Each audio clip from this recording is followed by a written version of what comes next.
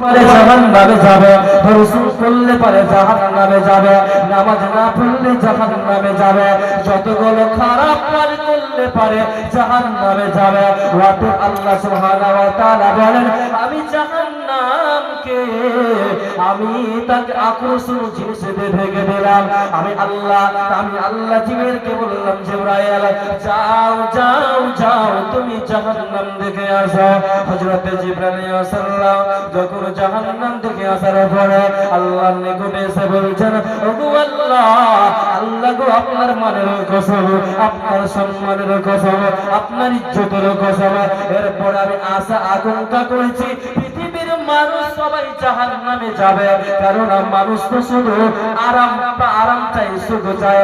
অতএব আমি আল্লাহ আশঙ্কা করেছি যে মানুষ, বেশিরভাগ মানুষ জাহান্নামে যাবে।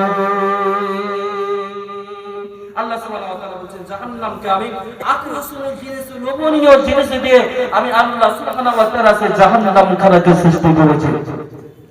যখন জান্নাত তৈরি করলেন, জান্নাত যখন সৃষ্টি করলেন, আল্লাহ সুবহানাহু ওয়া তাআলা জিবরাইলকে বললেন, রে জিবরাইল যাও, তুমি জান্নাত থেকে আসো। হযরত জিবরাইল আলাইহিস সালাম জান্নাত থেকে আসার পরে আল্লাহর নিকটে এসে বলছেন, আল্লাহ গো, ওগো আমার পালন করবা, ওগো আমার স্রষ্টা, ওগো আমার আল্লাহ, পৃথিবীর যে কোনো মানুষ জান্নাতের ভিতরে এত সুন্দর আরামের কথা শুনবে, এত সুন্দর সুখের কথা শুনবে, আল্লাহ আমি আশা আকাঙ্ক্ষা করছি যে সব মানুষ জান্নাতের আশা আকাঙ্ক্ষা করবে।